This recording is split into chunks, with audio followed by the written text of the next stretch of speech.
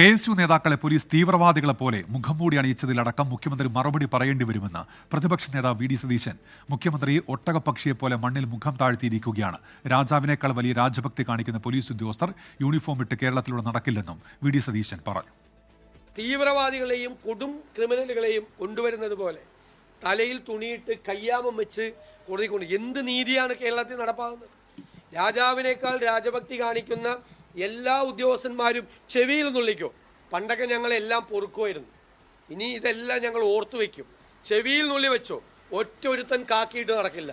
ഒറ്റൊരുത്തൻ കേരളത്തിൽ ഈ വൃത്തികേട് കാണിക്കുന്ന ഒരുത്തനും കേരളത്തിൽ കാക്കിയിട്ട് നടക്കില്ല. അത്രമാത്രം തോന്നിയാസവും അസംബന്ധവുമാണ് ഇവർ കാണിക്കുന്നത്. ലോകത്തെവിടെയായാലും ഏത് സമയത്തും 24 വാർത്തകളും ഓഗ്മെന്റഡ് റിയാലിറ്റി പാക്കേജുകളും എക്സ്പ്ലെയിനറുകളും വിശദമായി കാണാൻ ഞങ്ങളുടെ യൂട്യൂബ് ചാനൽ നിങ്ങൾക്ക് സബ്സ്ക്രൈബ് ചെയ്യാം.